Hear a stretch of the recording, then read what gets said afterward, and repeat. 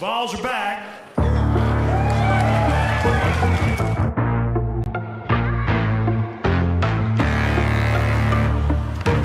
Yeah. Money make the world go round. I'm trying to get it all right now. Everybody worry about the crown big. Look, homie, I'm the man right now. Talking to a peon, kind of time we on. Jump roll like the kind of take eons. Got a little buzz, it's time to go beyond. Can't look back, no time to hit rewind. Yeah, she wants to do S class. I'm like, boo, you must ask. They pour way too much in your glass. Just move your hips like a whole up class. Get the gab, I talk that gab. Strut like up and I walk that shit. When I'm up, that's it. I'ma start living reckless. Get that bag, I'ma walk like this. Yeah, I'ma walk like this. Hit that lane, I'ma walk like this. Walk in the spot, but they all get lit. Told them on flow, let me talk my shit. Every song bang when they drop in hit. Said on the man, post stop, no miss. Over your head, next time, don't slip. Play your part, better read that script. Yeah, I'ma walk like this.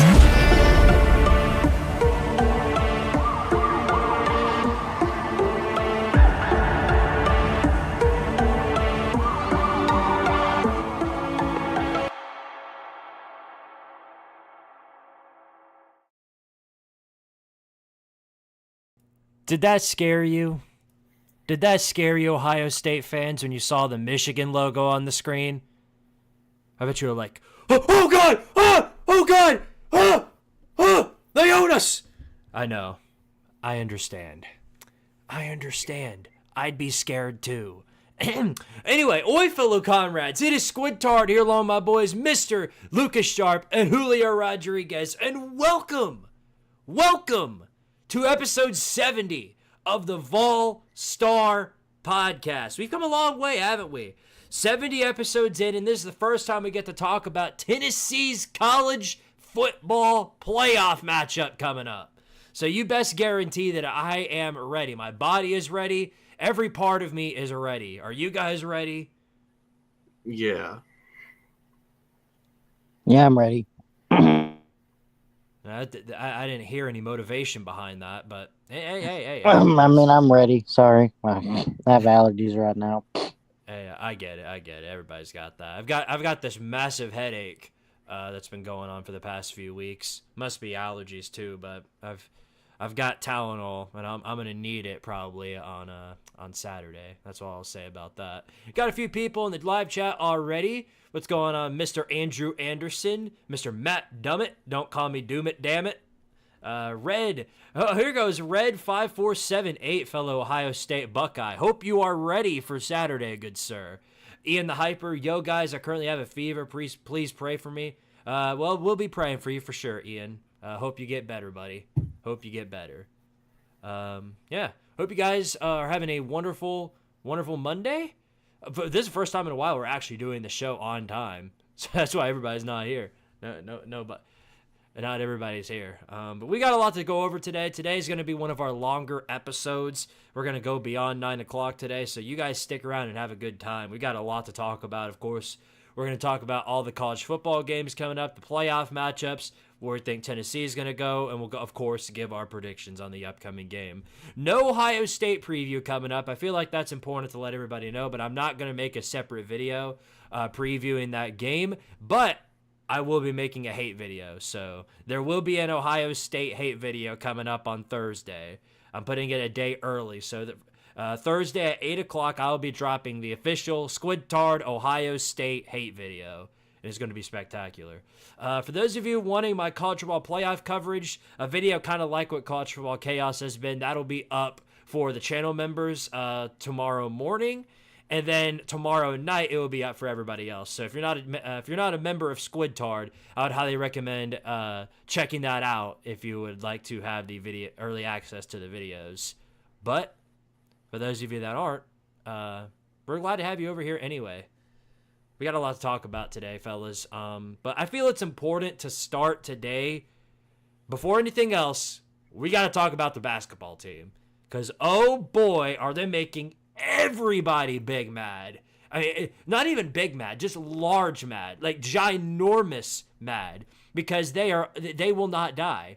No matter how many times you beat them down or ref ball them to death, we will not die. We will not perish. How about that, fellas? How about that? The ending was pretty exciting in that Illinois game, and Julio could tell you when I joined his space the other day, I lost my voice, like I could barely talk. because I was screaming Yeah. so freaking loud. And the other thing is, I think if I remember correctly, didn't Illinois only make like 15 field goals like the entire game, and like the other half of their points came from was it like 30 or some of their points came from free throws? Yeah, something like that. It was an absolute free throw fest. Yeah, It was Zach. It was the type of game Zach Edey would love to watch. I checked in towards the end of that game, and the entire thing was just Illinois scoring on free throws. So I was like, how have we not lost this game yet? Is pretty much my thought process. Yeah. Real quick before Well, we I guess we're lucky that Illinois is not really good at free throws. Weren't they like 30 of 45? Right. Real quick before we continue onward, I gotta address the comment section real fast. DGenosis698 Ohio State watch will be glorious. Ohio hate watch will be glorious. That must be a Michigan fan. Here goes Red. As long as Chip Kelly doesn't blow it calling the plays, we'll be fine. Be glad you ain't playing at Penn State Saturday. Snow is forecast. Horsies might be in trouble. Long live Kyrie Jackson. Can I join the voice chat? No, sir. This is for maybe towards the end of the show, but this is for the hosts only so far. Sir Uja, Sir Uga, Sir UGA says, was this show BVD's idea? No, but he did endorse the show. I fly high to him. Shout out to BVD. But yeah, anyway, the game was just absolute insanity. And it made a lot of people mad because Tennessee did not lose. And now that, now it's back to, now we know the worst. What was Tennessee now? 10-0? 10-0? 10-0. Well, now we know the worst 10 teams in all of college basketball. The 10 teams that we beat. Worst 10 teams in basketball all time. Mm-hmm. Yeah. I remember, like, those in that group chat that I'm in on Twitter, they was saying that Tennessee was on fraud watch when we was playing Illinois. And then when we beat Illinois, I immediately said, "Oh man, Tennessee, they're still on fraud watch, right?" And everybody got mad at me. They started putting the wheelchair emoji underneath my thing because you can rack the salt. Yeah, they was getting big mad. It's hilarious to watch the meltdown because it's always the same process, no matter which sport. Tennessee wins a game against a pretty good opponent, and then suddenly that opponent is no longer any good. It's Tennessee gonna get exposed by Illinois when they come up to Champaign to play Illinois. They're gonna get exposed for being frauds. Tennessee beats Illinois. Oh, Illinois sucked. They weren't that good anyway. They're a terrible team. They didn't belong in the top 25. But just wait till you play Auburn. Auburn gonna expose y'all. So I'm looking forward to the ever continuing cycle. Yeah. Yeah, it's gonna be exciting to see the rest of this team play. I mean, we still have the rest of the month to go, but we should win the rest of our games because it's against Western Carolina, Norfolk State, Middle Tennessee State. And probably the toughest out of those is probably Middle Tennessee State, but we should win all three of those. So Tennessee should be 13-0 heading into January, where then we have to play Arkansas. And I think we have them at home, I think. If we do, that would definitely make things a lot better because Tennessee basketball is really good at home. Mm-hmm. That is true. We do have one of the better home field advantages in college football. Or in basketball too. Home court advantages. We just got a great home at any sport, huh? Yeah. Yeah, that's true. Yeah. Let's see. Hudson Dean, if we are the only SEC team to lose to Ohio State, everyone will make fun of us and I'll be pissed. And you're traveling to the shoe, like a lot of Tennessee fans are. Unfortunately, I'm not able to make the trip, but for those of you who are making it up to Columbus, pretty much whatever weather you're expecting here in Knoxville, that's what you got to bundle up for. However cold it is in Ohio ain't much colder than what it is over here in Knoxville. In fact, it might be warmer up there. Yeah. But you don't want to play in the cold. Ohio State got to play in Antarctica. from the sound. Yeah. Yeah, no, they make it seem like they're, like you said, playing in Antarctica or like the Alaskan Alaska. tundra. Yeah, Tennessee. Yeah, they're playing in Alaska for the game. It's going to be negative 10 degrees, and it's going to be snowing. There's going to be a snowstorm. It's going to be a big fat blizzard. Well, Tennessee they ain't act like prepared for that. they act like the game's going to be like the 1967 Ice Bowl between the Packers and Cowboys, where like the entire field's a sheet of ice. Mm-hmm. Well, Yeah, and the game was so cold it froze an entire cup of coffee. a common misconception I hear from Ohio State fans is that they talk about how we're like the Miami Dolphins, and like everybody in the South is just like they all have Miami weather, where it's just super hot all the time. Buddy, have you ever like lived in Tennessee? If there is an Ohio State fan that's ever lived in the South anywhere besides Miami, then they know that everything about that is obviously false. Yeah, it's like the most bipolar state when it comes to weather. Oh, one that's minute true. it'll be one minute it'll be raining, it'll be snowing. Heck, the next day it'll be like 80 degrees. It's like, Yeah, what is this Tennessee. weather? Yeah, Tennessee's like the most inconsistent state when it comes to weather. Well, on top of, I mean, like literally, you could describe that right now. Last week it was snowing. It was literally snowing in here when it was announced that Tennessee was playing Ohio State. It was already snowing outside. Now here we are a week later and it's 60 degrees. So, I mean, I literally, it changes the very next day. It's an ever-changing spectrum, Tennessee weather. Okay, LLL333, interesting name there. He says, "Lil Bro State finna lose." Hope they do. What's going on, Harry Leg? He says, "Happy Monday, fellas." Happy Monday to you, Harry Leg. Freaky for Pepsi. I hope most of our Vol fans are in the lower bowl and dilute the noise a bit. Yeah, it's going to be noisy up there, but I definitely don't think it's going to be near as bad as sort of kind of some of the SEC stadiums that we've been to. Obviously, it's going to be packed. There's going to be a lot of noise. Ohio State Stadium, it's one of the loudest in the Big Ten. But I'd be more worried if it went somewhere like the Big House. And I'm not just saying that because Michigan owns Ohio State. I'm just saying that because that's a bigger stadium overall. Yeah. Well, actually, I would say Penn State's probably better analogy. That's true. The only reason I say that is because I'm not trying to trash the Big House. I know it's the biggest stadium, but the way that it's built does not hold in the noise because where it's built into the ground. Sorry for giving like an architectural lesson, but it makes I'm like pretty all sure the most people all, knew that. yeah, it makes all the noise practically just go out of the stadium for the most part. But with like the way Neyland and like the Ohio Stadium or the Horseshoe is built, it keeps a lot of the noise in. So it's definitely louder. Penn State's the same way. It's the same reason South Carolina's hard to win in. It's because they keep the noise in and stuff. And plus, Penn State, they have like one of the best fan bases in college football. So it would be tougher to take over. Unlike Ohio State, it seems like there's going to be a bunch of Tennessee fans there. Yeah, I'm not saying it's going to be a full Tennessee takeover, but there's going to be a pretty good chunk of orange there. I think they'll at least 20,000, maybe. I think that's at least. I'm probably undershooting it, but I think that's probably the least I would expect. Just my opinion.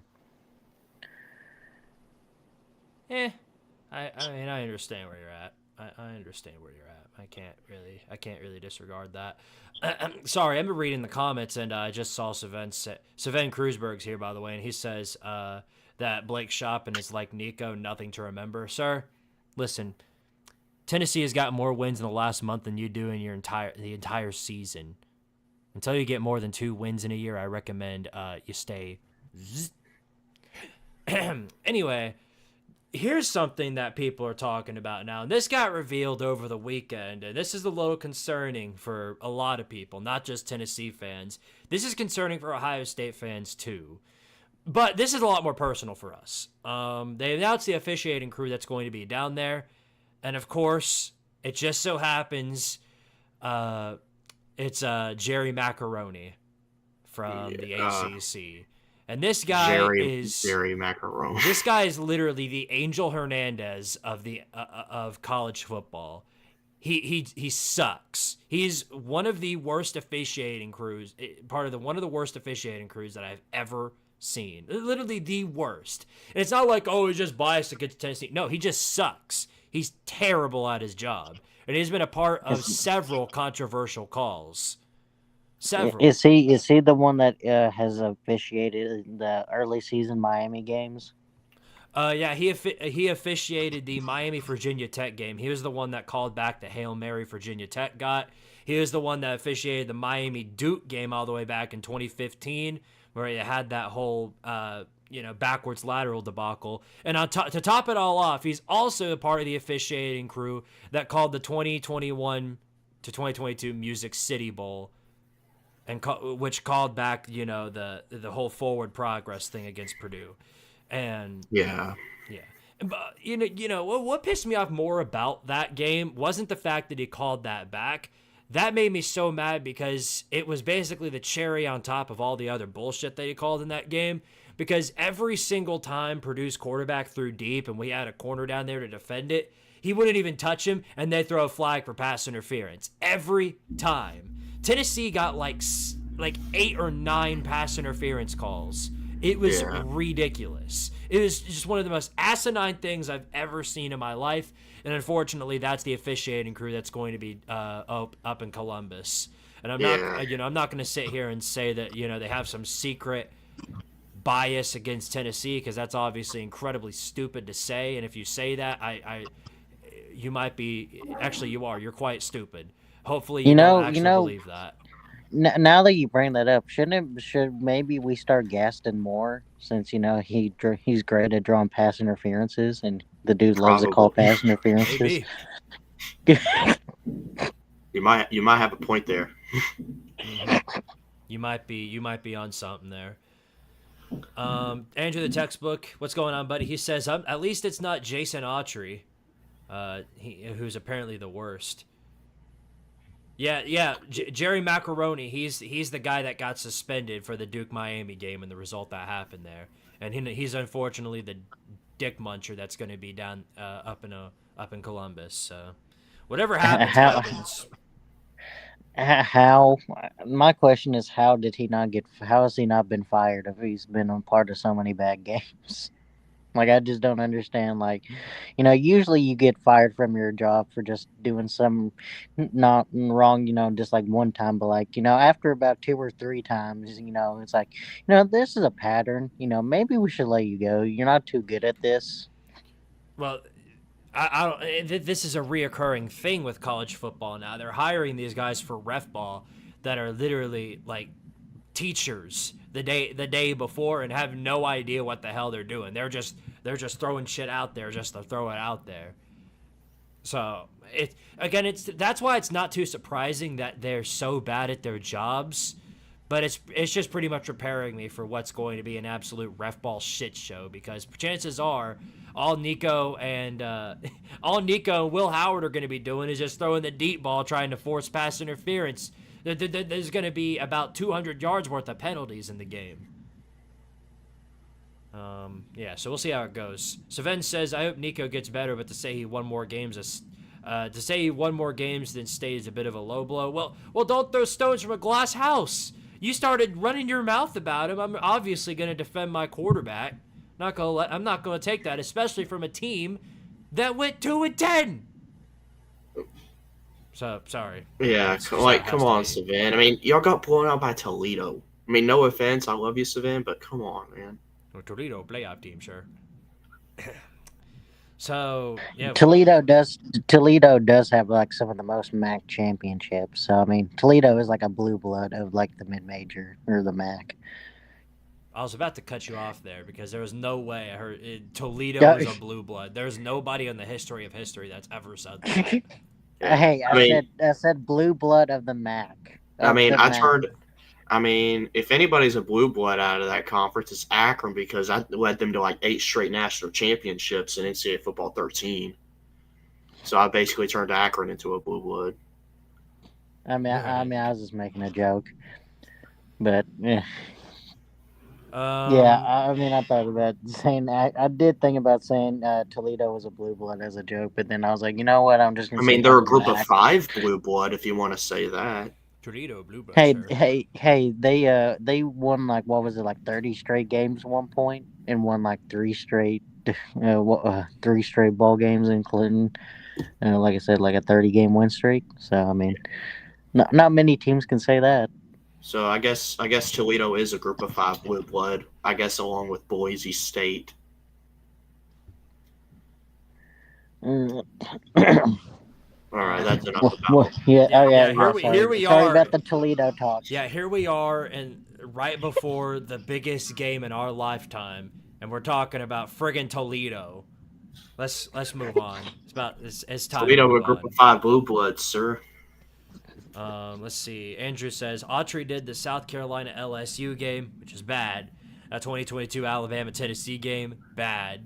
The I mean, 2024 Texas good A&M. since we won. Okay, well, sir, don't ever cut me off again. The 2024 Texas A&M Auburn game, bad. And the 2020 Arkansas Auburn game, yeah, this is some bad stuff. Now, you know, we can talk about the 2022 Bama Tennessee game being good because obviously we won the game, but there were some horrifically bad calls in that, and I'm willing to admit that. But it was on both sides. Again, it's not a one-sided ordeal, and it never is. Also, I'll never understand people like or Alabama fans saying they get penalized more. Bro, you've been one of the most penalized teams for like the past 5 years now. It's time to just accept you're not as disciplined as you think anymore. Mm-hmm. Right.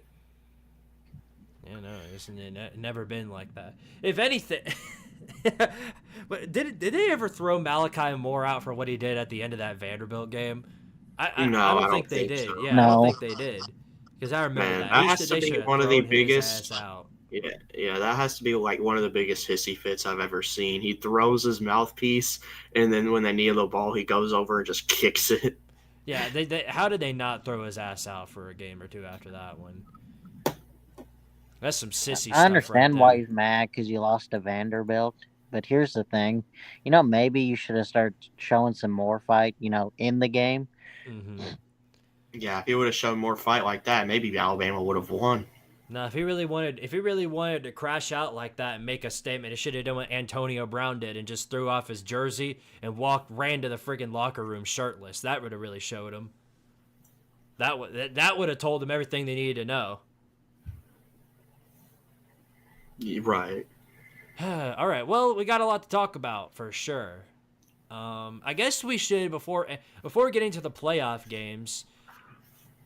Let's talk about the bowl games coming up. You guys want to talk about that? There's obviously not too many interesting things to discuss because it's just a bunch of kind of 6-win, 7-win group of 5 teams battling out with each other. Yeah, I guess we can go ahead and get into that. Okay. By all means. By all means, you will not hear me complain about that. I love talking about this stuff. I do it nonstop. Yeah, I like talking about the bowl games. I mean, even though it's get like mostly like group of 5 teams taking on each other, I still like watching them because they're mostly entertaining to watch. Right. I got to pull up the comment section on my phone though because when I've got the full screen up, I can't read the comments. So let me do that real fast. We got 21 people in here watching. All you guys are great people. Love each and every one of you. And yeah, glad to have you around. And obviously, for every super chat I get or every donation I get, for every dollar I get, I will do one push-up. You get the idea, though. You've been around here for long enough to understand that. All right, then. Well, let's move on. Let's boop. There we go. And then let me share my screen for you guys. All right, there we go. All right, so let's start out with the Frisco Bowl. This is actually an interesting one.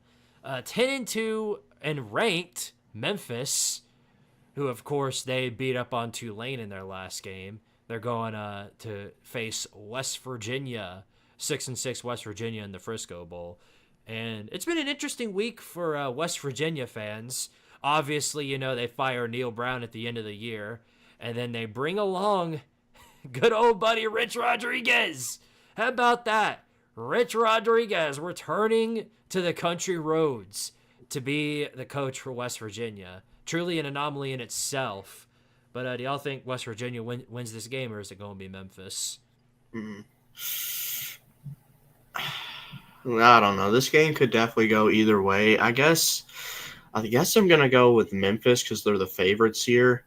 And plus, I think Memphis might actually be a better team. So I guess I'll take Memphis. All right. Julio, before you give your pick, let me remind you that there's no home field advantage. Yeah, no. I was already planning on picking Memphis. Okay, that's fair. Well, since both of you guys are picking Memphis, I feel it's only fair towards the Country Roads people to side with them here. I'm going to take West Virginia. I think they'll be motivated for this game at the end of the year. I think they'll fight hard, and I think Memphis is sort of being propped up a bit by their strength of schedule, and I think West Virginia shows that by beating them in a close game. So we'll see how that goes. All right, the Boca Raton Bowl, Western Kentucky and James Madison. I'll tell you, I'll just start out with this one. I've got James Madison big here. I like Western Kentucky, and I think they're a pretty good team. I just think James Madison has looked better overall. Yeah, you know what? I'll take James Madison as well. I was thinking the same thing. Mostly just because I thought James Madison would have a lot bigger fall off considering Kurt Signetti practically raided the roster. That is true. But no, they've been pretty good. Oh, shut up, TriStar. I picked Polk County. Shut up. Yeah. Grief. Polk County, a playoff team, sir. Yeah, I guess so. All right, next up, we got Cal, 6-6 Cal against UNLV. And the Art of Sport LA Bowl. And this is actually, this looks like an even spread here. It's a tough one to call, but I'm going to stick with UNLV here. I think they're a way better team. I think they play way better football. I think they've got a great defense, and Cal lost to Florida State. So.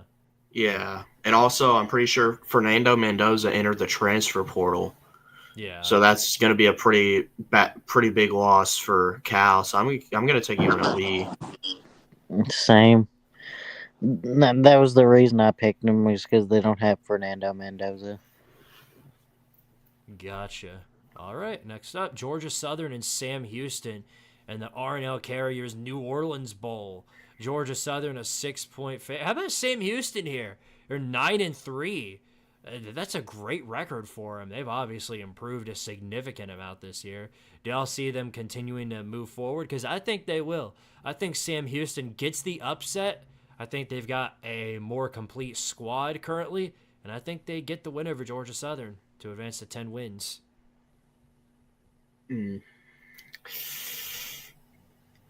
I don't really know much about either team.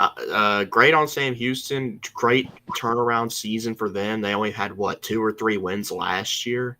It was a pretty bad season for them, considering they went from the FCS to the FBS.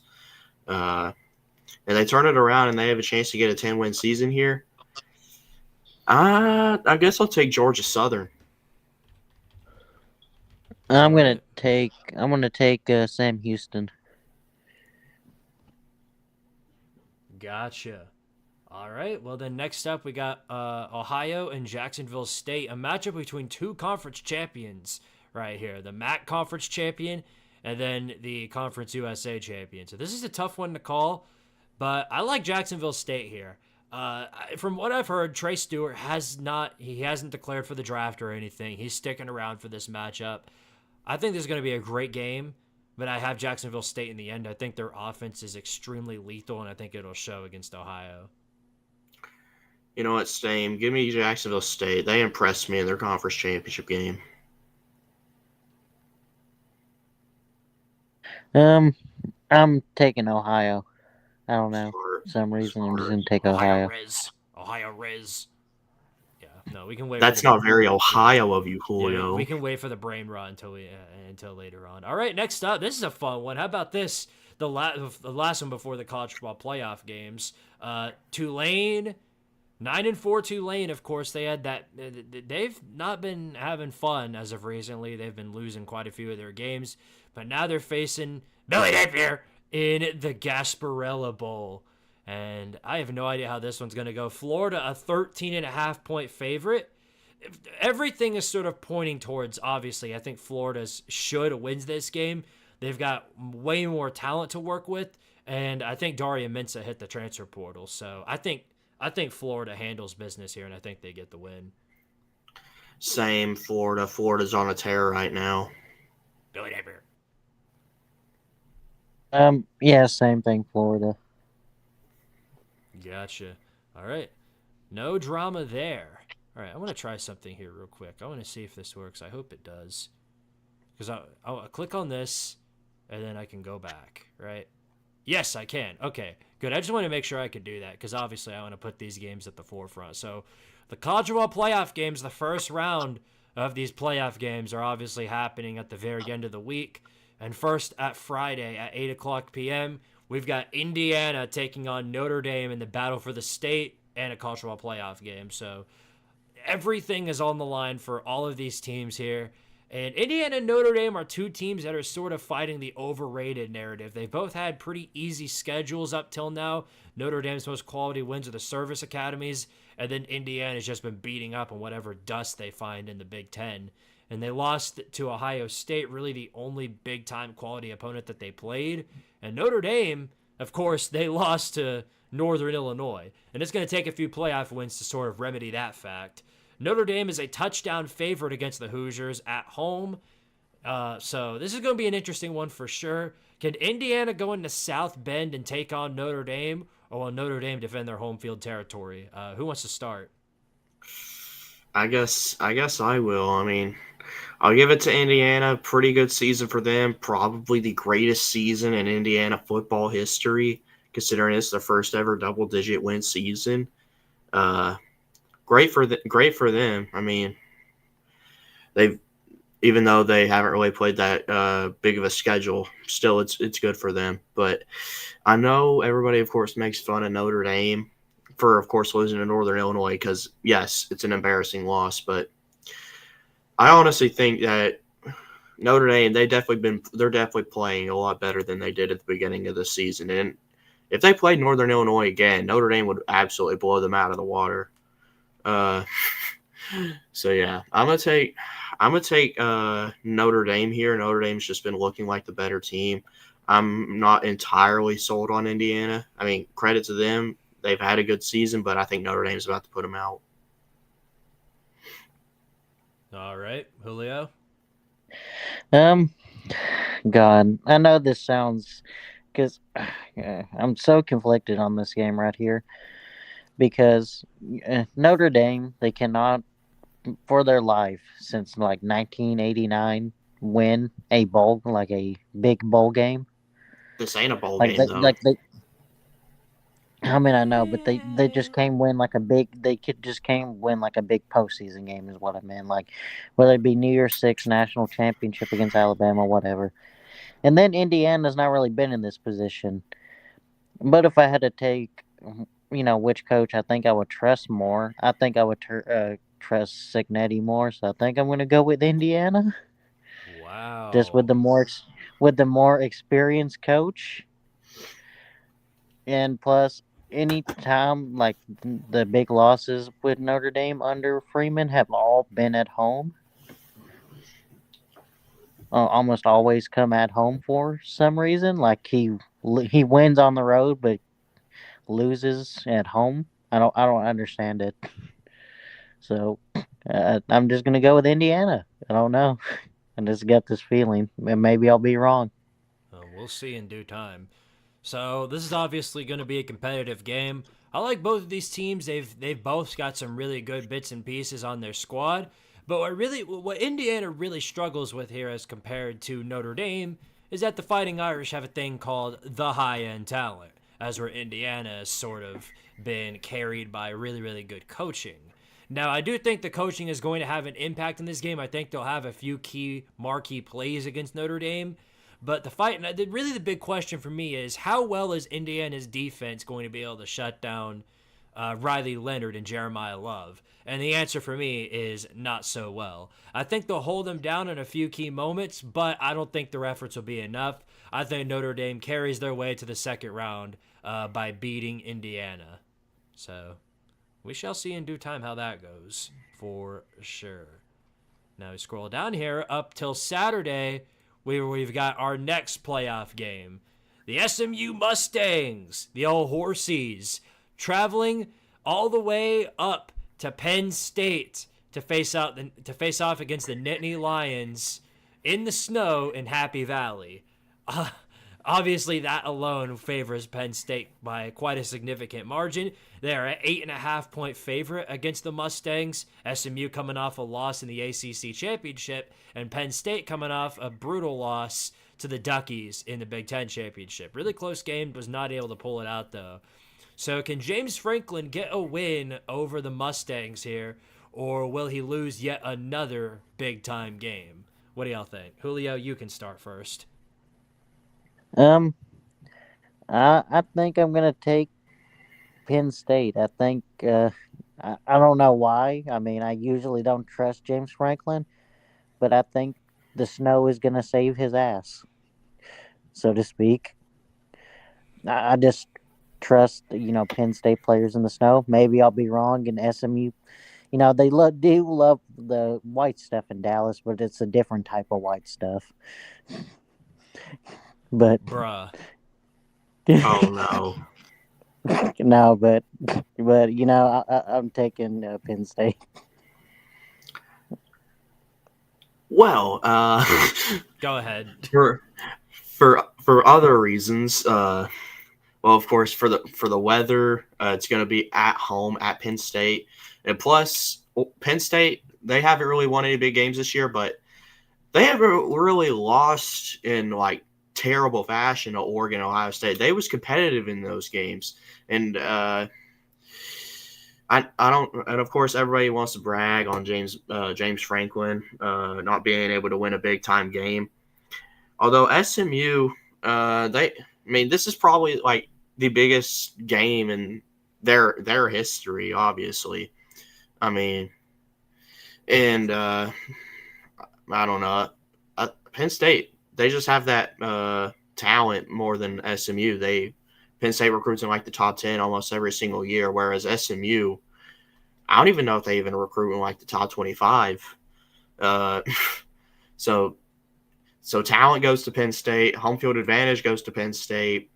The weather goes to Penn State. Everything basically goes to Penn State. And the only thing SMU probably has over Penn State is maybe coaching, because I like SMU's head coach, but I don't think it's going to be enough for SMU to win this game. I got Penn State.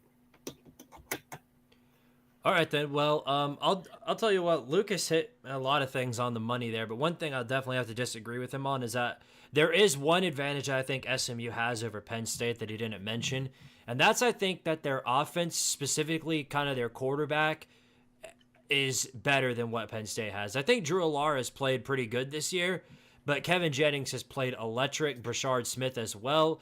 And Nick Singleton is pretty good as well, but both of those guys, Kevin Jennings and Brashard Smith, have outplayed both of the other guys. Now, the difference here is that SMU has really struggled on the line when it comes to defending against a good front seven. Clemson really showed that when they played in the ACC Championship game. SMU really, really struggled to sort of shut them down, and they had to readjust their game plan in the second half of that football game in order to come back in that one. Because at the start, Clemson's defensive line was just completely shredding through their offensive line, and they had no answers for it. And I think we're going to see a similar scenario here when Penn State plays SMU. Because SMU, I don't think they're going to play too well against Penn State's front seven. I think they're going to do a good job shutting down the run, and I think they're going to be all over Kevin Jennings through most of the game. And I think Drew Allard does enough in the end to get the win over SMU. So I've got Penn State winning against the Mustangs. So we'll see if the Horsies can prove me wrong there. All right, next up, the third playoff game. This one happening at 4 o'clock p.m. Eastern Standard Time. The Clemson Taters, the old Clemson, number 12, the 12 seed, the Clemson Tigers, playing against the Longhorns of Texas. This is going to be a great one, I think. Texas is an 11.5-point favorite, which, from Clemson's standpoint, I don't really understand because I do think that obviously I do think Texas is a more talented team than Clemson, but they haven't been really showing it. They did lose to Georgia both times that they played. Sort of their best win all season has been the Texas A&M win on the road. And really, that wasn't even all that great of a game. Texas A&M just sort of self-mutilated themselves through the entire thing. And Clemson really proved themselves to be sort of a team that can really shock a lot of people when they played against SMU. They've got a great defensive line. And if Cade Klubadix is on, then you already know that Clemson is going to have a really good day. It just sort of depends on which Clemson team you're going to get. Are they going to get the self-mutilating one that we saw against Louisville and Georgia? Or are we going to get the one that, was blowing out several ACC teams through the offseason? It's all really a question about whether or not depending on which team that we get. So I'll leave it to Lucas to start off here. Who do you think is going to come out on top in this one? I haven't really picked an upset yet in these playoffs. I picked all the favorites so far. And I'm just gonna go ahead and say it. I'm gonna take Clemson here, which I think they could very well do it. I mean, they showed a lot of promise in that ACC championship game. I think Cade Klubnik, I think he'll have a good game against this Texas defense. I think Clemson's gonna find a way to get this done. So I'm gonna take Clemson. All right, Julio. Like you said before, I agree with you. Or I can't remember if it was you or Lucas that said, but about dang, I can't speak right now. About Klubnik, I think it was you, Squid, that said it depends on which Clemson team you get. But even if I think I'm gonna roll with Texas just because I think they just got more talent. But it also comes down to, I think Texas has had some injuries on the line. I don't think it's really been any big injuries. But if their line is kind of banged up or whatever, then I feel like Clemson could take advantage of it. But I think Texas is just going to, get past them. I don't think they're going to cover. I think it'll probably be a 3 to 7 point win. That's just my opinion. That's fair. It'll be close. I think this is going to be this could very well potentially be the best game of the week. It sort of depends on how the game we have yet to talk about goes. But this could be I think this will be probably one of the better games of the week. I like both of these teams. I think they've both got really good defensive fronts. And it's sort of just going to be a matter of which quarterback can outlast the defense that they're up against. I think Cade Klubnik is going to have a really hard time against the Texas front. And I think Quinn Ewok is going to have a really tough time trying to throw on Clemson's defense too.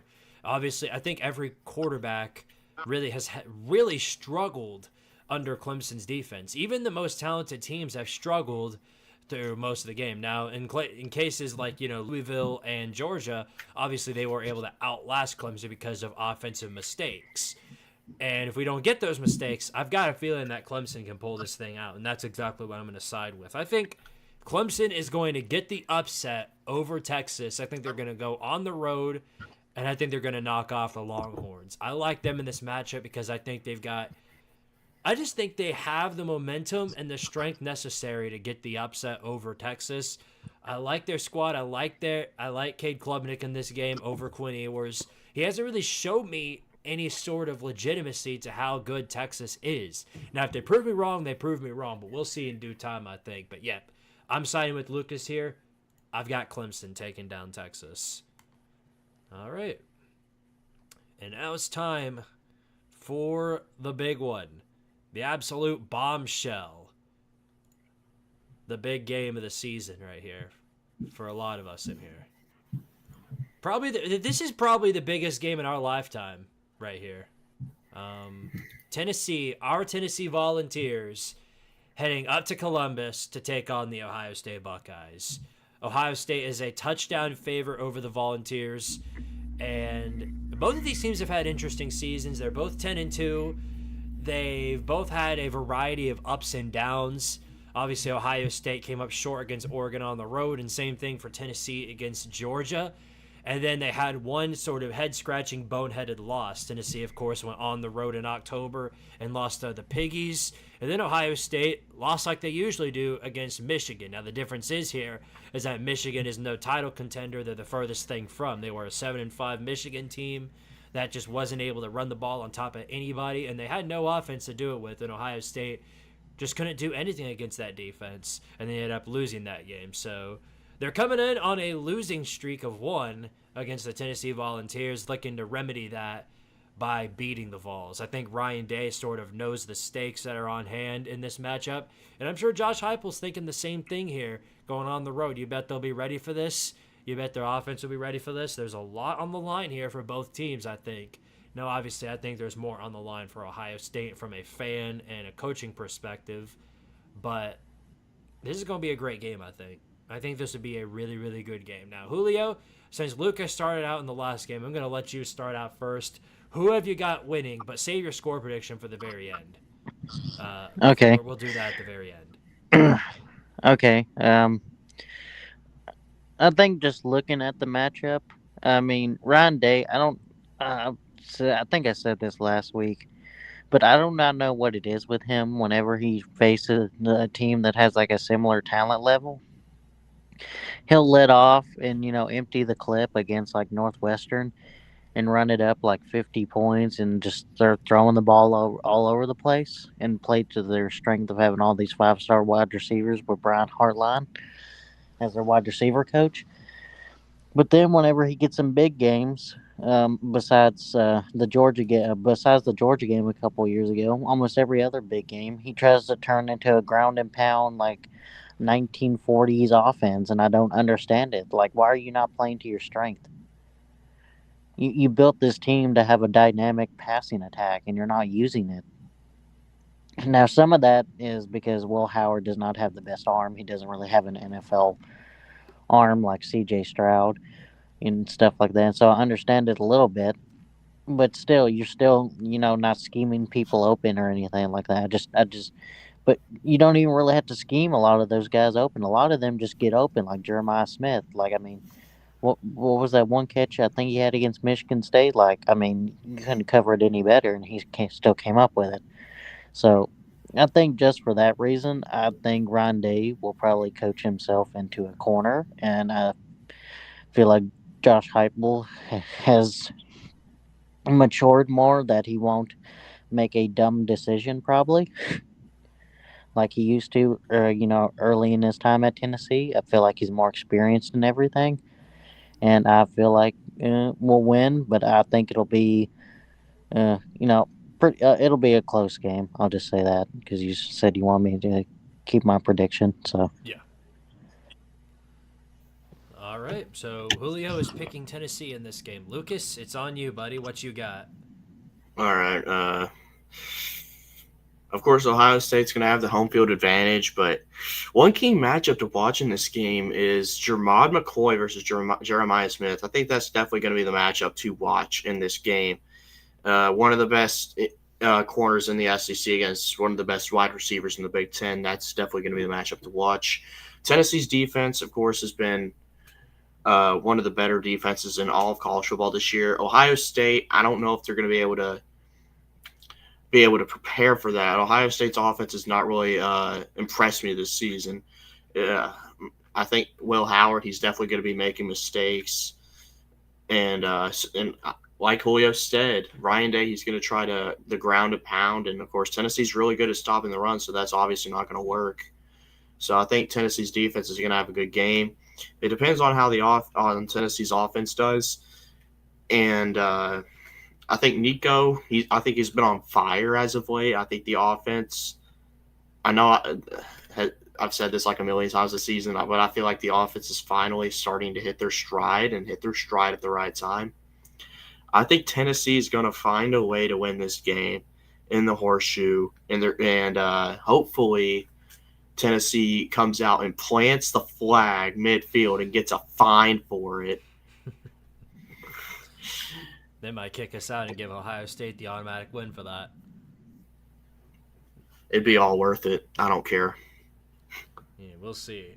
So, obviously, there are a couple of things that have me worried about this performance. For one, it's obviously, and I talked about this when the game first got revealed, it's a road game at night in prime time with Chris Fowler and Kirk Herbstreit commentating. Some of those things are just superstition more than anything, but more often than not, those types of games are usually games that Tennessee either gets flat out embarrassed in or comes up short. One exception, of course, is the Oklahoma game early in the year. Tennessee came out, and while it wasn't pretty, they did win the game against the Sooners, sort of controlled the game through the entirety of it, and through a couple of big plays were able to take care of business and get the job done. So really, that kind of the question is, what's going to become of this matchup? I think Tennessee is, like every other team, is a team that has been impacted by injuries. I think ever since the loss of Keenan Peely on the defensive front, Tennessee's defense has sort of had a lingering hole. Before that, Tennessee's defense was an impenetrable, it was a monster that was almost impossible to get through.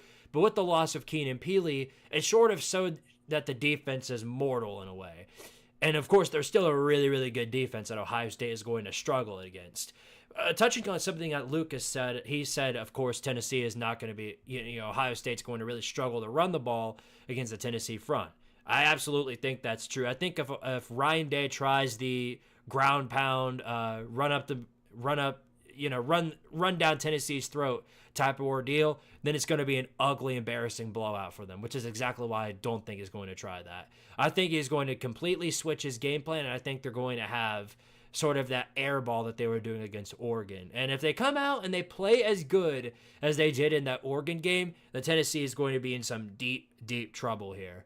And I think because of the fact that Ohio State has been pushed into a corner, I think, he's going to forget about the whole, Ohio State soft narrative. And I think he's going to really, really try his best to sort of just air the ball out and beat Tennessee that way. Because I'm sure he's seen the film. He knows what the mortality of Tennessee's defense is. I'd assume so, at least. So it's going to be a matter of whether or not Tennessee's defense can really shut down the pass efficiently. And while I don't think it'll be to perfection, I think they'll do a pretty good job of doing that. Now for the offense, Nico, and I've been saying this throughout the entirety of the season, I stick by it now. We all saw it in the Vanderbilt game. It was actually Tennessee's best offensive performance against an SEC team. The most amount of points scored, at least. 36 points, that's the most they've scored on any SEC opponent throughout the entire season. Tennessee's offense has progressively gotten better as the year has gone on. And I think when we go to Columbus, that'll show. I don't think it's going to be perfect by any means. I think Tennessee is going to have quite a few sort of duds, but I think they're going to have quite a few drives where they sort of get things together. And as the game progresses, that'll show. I think Dylan Sampson, while he won't have a field day on Ohio State's defense, I think he's going to be able to do what Ohio State is going to try to do and fail to do against Tennessee, which is run the ball. And I think Dylan Sampson is going to have at least 100 yards, if not more, maybe a couple of scores. And at the end of the day, I've got my Vols pulling off the upset by the spread standards. I've got Tennessee pulling off the upset and moving on to the next round of the college football playoffs. Whether or not that stands, we'll just have to find out in due time. This is going to be a close game. I think this will be a fun one to watch. But I think as much as Ohio State's home crowd is going to help him this game, I don't think it's going to be enough in the end. I think Tennessee will take care of business and move on to the Rose Bowl, where they will be facing the Duckies. All right, well, now I'm going to take it back to Julio here. Julio, now's your chance, buddy. Give us your score prediction. Okay, I'll give you my score prediction in 1 second, but I wanted to say something. The one thing that I forgot to mention is that since a lot of the, backup wide receivers and even one starting wide receiver entered the transfer portal, we forgot to mention that, Braylon Staley and Mike Matthews will probably get playing time. And I feel like, I know they're freshmen, but I think they're very good freshmen that didn't get a lot of playing time. And I feel like they're kind of the X factor in this, because how good is Mike Matthews? From everything I've seen in the little amount of game time he has, I think he's one of the best freshman wide receivers. And I think he's got, a great mentality. He likes to block, which I think could also open up the run game, especially on the edge, because he likes to block. Now, Braylon Staley, I don't know what to say about him, but I feel like he also um, could play a factor in this game. But that's all I wanted to say. But with that being said, I think I'm going to give my prediction of 24-17 Tennessee wins. All right. Lucas, what's yours? I'm going to say Tennessee wins 28-24. All right. And for me, this is really, obviously I think this will be a close, hard-fought defensive game. It's going to be a matter of who can run the man ball to perfection, and I've got Tennessee doing that. But my final score prediction will stand as 23-17. Tennessee gets the win. 23-17. And I will make sure to remember that for the hate video coming up. Okie dokie then. Well, there you have it. There you have it. Those are our score predictions, and all of us have got Tennessee winning this game. Boy, fellas, I'm not ready. I'm not ready. There's no amount of prep time you can ever get to prepare yourself as a fan for a playoff game, because it's all or nothing. Literally, that's all it is. It's all or nothing. We win, we're on to the next round, and we get to repeat this ever-loving cycle until we don't, or we win it all, whichever one happens first, or we lose, and then that's it. That obviously it's game over. No comeback from that. We won't get to see our team play until the start of 2025, and so it'll be officially start of the off season, whatever the case may be. Whether or not we win the Natty or we lose first, we'll see in due time. So it's going to be interesting. Got a couple of score predictions in the live chat too. OKL says Ryan Day is a bum. 41-13 Tennessee. Good Lord, if we won like that, I'd be jumping around here, shoving mustard bottles up my ass. Yeah, I'd be screaming how we're going to win the national championship if we won that big. Yep. Oregon, watch out, Oregon, watch out. That's all I'd be doing. I'll be live streaming for the games in case you guys don't know. So absolutely stay tuned for that. Hudson Dean, we win the road games we circle on the calendar like Oklahoma, Pitt, and LSU. It's the ones we overlook like South Carolina and Arkansas we stumble. Yeah, no, can't argue with that. But, you do have to take Georgia in, for example. But then again, Georgia's always a hard place to play. Man, Ryan Day's head is so red. That's funny. Ohio State lost to Michigan because they didn't air the ball that much. Yeah, they were trying the man ball, and it never worked out for them at all. It just made themselves look like clowns. Clown of the week per se. God, I hate Kirk Herbstreit. Damn. What are you, a Florida State fan? Yeah. Yeah, I'm just kidding. I know he's a Tennessee fan. Yeah, obviously. Yeah, let's see. Hold on. Let me jump scare the Ohio State fans first, real quick. I want to jump scare them real quick. Oh, what was that? Oh my goodness! It's Oh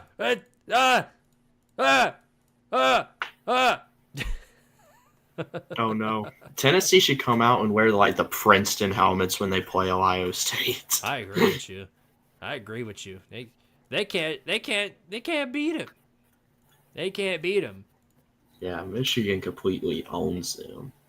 Remember we were talking about in the off season, right before the season started. Michigan fans came in here. I forget who it was. I think it was Nate the Great, of course, who said. Yeah, that, it was Nate. Well, he said that if Ohio State lost to Michigan, that Ryan Day would be fired. Obviously, at the time, I thought that was extremely goofy, but man, they're talking about like him getting fired if he loses in the first playoff game. Wouldn't that be something? Yeah, I think if Tennessee beats him, I think Ryan Day's done. That would I think be he's done. insane. That would be insane. In the offseason, I thought it was completely stupid, but now I think if he loses to Tennessee, I think Ryan Day is done. They could do like Florida State did to Mike Norvell, and you know you've heard of a contract extension.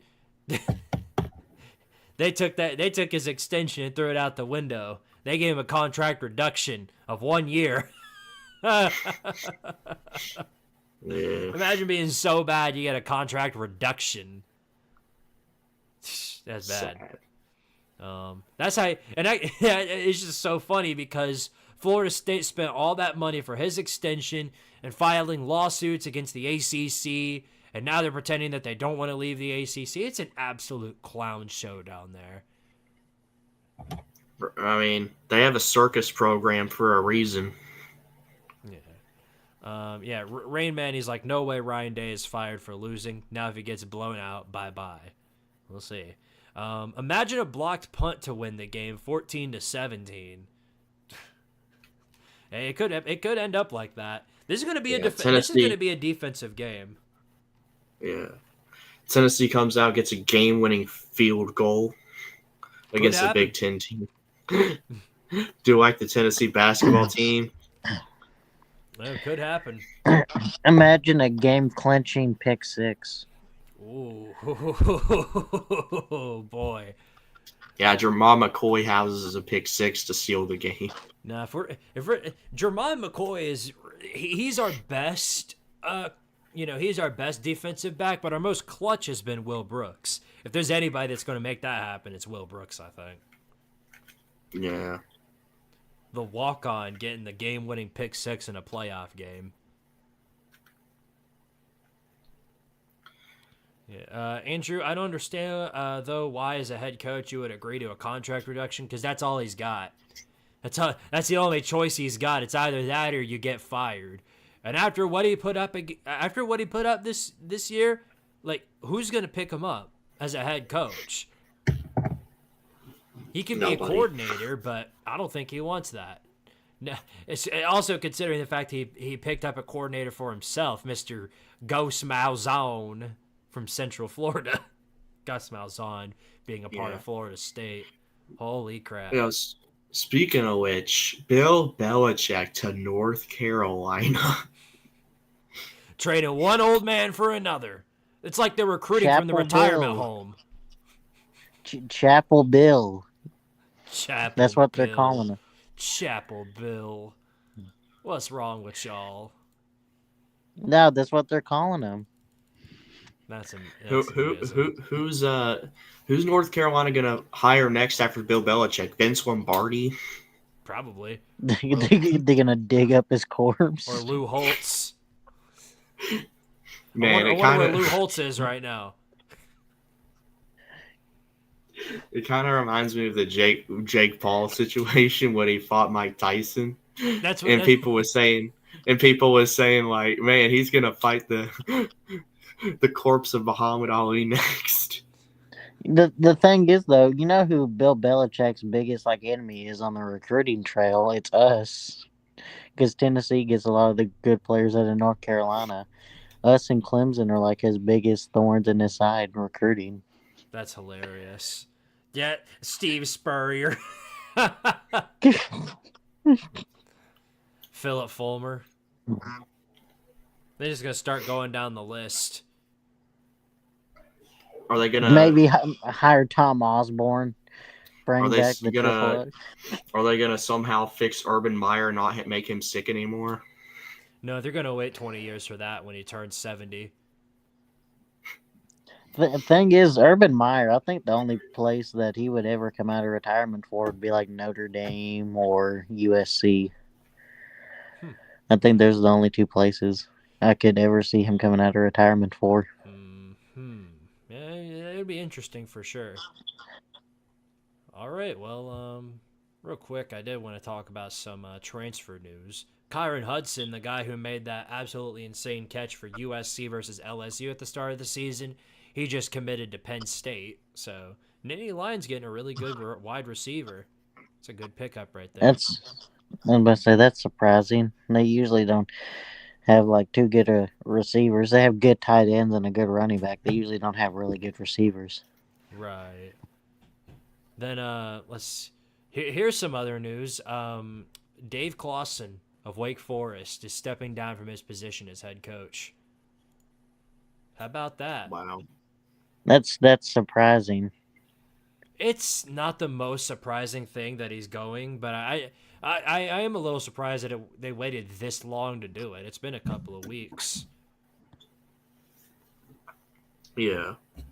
So yeah, that really isn't worth making a video about, so I thought I'd announce it here. Let's see. It's kind of crazy, you know. He was literally just won 10 games just a couple years ago, and now he's stepping down. It seems insane when you think about it like that. Mm-hmm. Let's see. If you go 2-10 in the ACC, you're on the head coach death row, even if they can't afford the buyout yet. Yeah, it's bad. He's gonna have to make up for it in a huge way this season. That's the only way, I think. Yeah. Yeah, he has to turn around and win 10 games. Sorry. No, you're good. FSU cried about the check swing in baseball against Tennessee in the World Series. Would they be terrible in baseball now? God, imagine that. Imagine that. They turn into one of the worst baseball programs of all time. Dadgum. So yeah, speaking of Florida State, did y'all see DJ Ukulele? He is declared for the 2025 NFL Draft.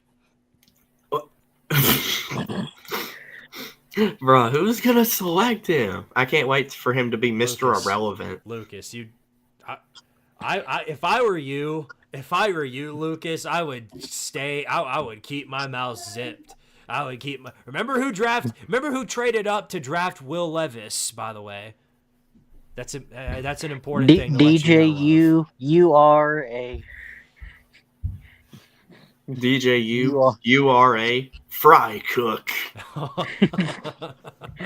Cooking burgers for Dabo Sweeney. I'm trying to think of a team that needs a quarterback, but like almost everyone's got a quarterback or is like trying to shuffle through quarterbacks. I mean, we need a quarterback. How many quarterbacks? No, we're going after Cam Ward or Shador. Nah, y'all are gonna get DJ. I can see it now. The next great DJ, I would literally burn my jersey if we get DJ. DJ's going to be a Raider because he's from, California, and they're in Las Vegas now, which is not too far from there. So God, I can see it now. The media, the next generational Titans quarterback, DJ Ukulele. Not funny. Didn't laugh. Funny. Did laugh. Oh man. Oh, that I can see it now. Anyway, did y'all see? Alan Bowman, he declared for the NFL draft too. Lucas, hey, Alan Bowman, next great generational quarterback for the Tennessee Titans. No, God, no, please. That does actually sound like a Titans backup quarterback. That would be their second or third string. God. I hate to say that. They really does seem like a Titans type move in free agency to pick up like an undrafted Alan Bowman, and then your two quarterbacks get injured, and then you have to start Alan Bowman. That is the most Tennessee Titans moment right there. Imagine they have Alan Bowman drafted as a free agent, and then the two quarterbacks, including the one they just drafted in front of him, both get injured, and then they have to start Alan Bowman for the rest of the year. I can see it now. It's almost like we're predicting the future on this show. We'll come back to this next year, and we'll be talking about, see? Told you. Oh, man. We're right, Lucas. Yeah. Y'all need to shut up, man. The Titans are a franchise that are on the rise. We got a new head coach, where GM, he's starting to figure things out. He's going to get Cam Ward or Shador Sanders. He ain't getting Alan Bowman. He ain't getting DJ Ugabadugi. He's going to get Shador Sanders or Cam Ward. Y'all are out of your minds. The Titans are on the rise, and they're going to win the Super Bowl in the next 10 years. Right. If they were on the rise, they wouldn't have beaten the Texans because they would have purposely been tanking for tanking for Shador Sanders. Hey, That's I'm one fine thing with I'll beating never. the Texans. I'm fine with beating the Texans because they're one of our rivals. I don't care. Screw the Texans. You know, I've always wondered, like, whenever I understand, like, everyone wants to win or whatever, but, like, if you're, like, an NFL team or whatever, and, you're in one of the worst teams, And and also, you keep on winning and keep on, decreasing your draft stock to draft a quarterback, it's like, what are you doing? yeah, and also, Julio, you don't even really have much room to talk. You're a Cowboys fan. Like, the Cowboys have been awful. I mean, yeah, I Hey, mean, don't turn into Kentucky fans now. This is the current year, buddy. I mean, same thing with the Saints, bro. With you, the Saints are absolutely terrible. Oh, yeah, I know we're ass, but that's not going to stop me from making fun of the Titans. Well, then I'll start making fun of the Saints. Like you ever stopped. Knock it off with that. You acted like you were like a Saints fan right before that. You were a Saints connoisseur too. No, you weren't. No, you weren't. You hated the Saints just as much. You love to troll the Saints. Quit with that. Bro, I've never trolled the Saints once on here. Julio, I mean, you could try to pull Julio, up a clip. There won't be Julio, one. Julio, There won't be one. I don't need to. Julio can deconfirm that right now. no, I mean, I think you have made fun of the Derek Carr thing before he started balling out, like at the start of the season. So, I mean, yeah, it is true, but I mean, you didn't make fun of him too much. Mm-hmm. Yeah, not as much as Squidtard. Or should I say Squid Titan? Squid. Trust me, I'll never affiliate myself with a franchise that trades up to draft Will Levis. Squid Titan. Just to bench him Squid 2 Titan, years later. Squid Titan.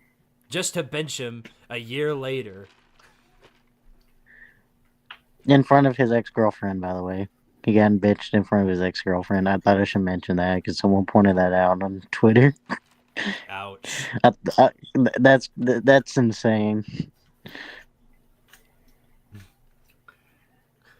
Daggum. Ain't that a something? Ain't that a something?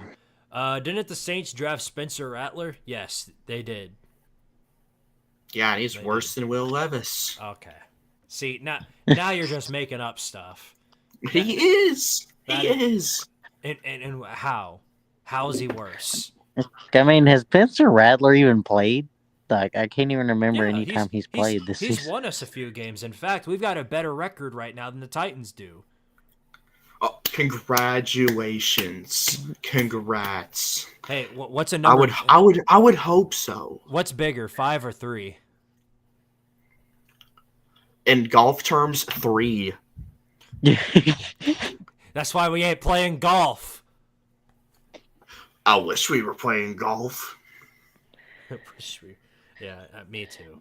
As a Cowboys fan, Cooper Rush is actually playing better than Dak Prescott, and it's kind of embarrassing considering we paid Dak all this money and Cooper Rush is out playing. Hey, at least we can all agree on this. We're not the Falcons. Yay, we're not the Falcons. Yay, we're not the Falcons or the Panthers. Whee! Or the Raiders or Giants. Whee! Whee! There really isn't much room to speak on that, but I still don't understand how the Jets are so bad. They have actually a good amount of talent, and I still don't understand how they're bad. Rodgers. Aaron Rodgers is washed. I can see it now. The next great coach at North Carolina. Well, I wish we had the Derek Derek Garnett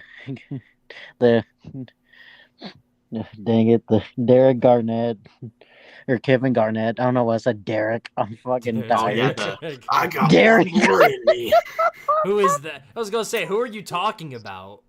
I think you're talking about Al Horford, I think. No, he's talking Probably, about that's the whoever only Derek thing Garnett is.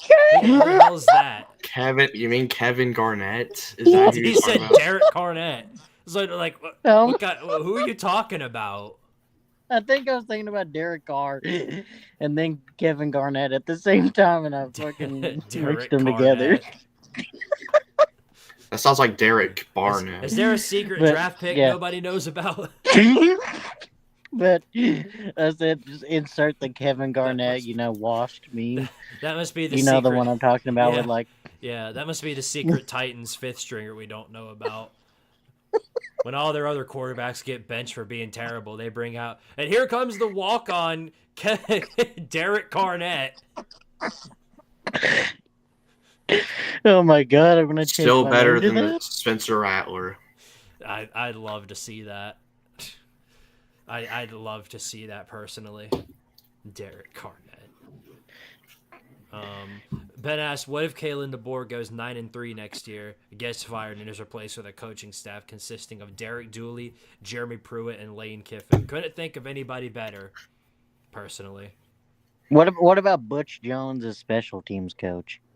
Brick by Oh brick. yes, great, amazing coaching staff right there. You like my new name, guys? Derek Garnett. Yeah. Oh, yeah. Champion winning quarterback right there. He's the next Tom Brady. Oh my god. I can't believe I said that. I was so tired. I don't know why. Did he graduate from I was thinking of Derek Carr and Kevin Garnett, and I mixed them together. Yeah. Did he graduate from Rutgers? Rick. I feel like that's important to know. Or Rugters. Which one of the two did he graduate from?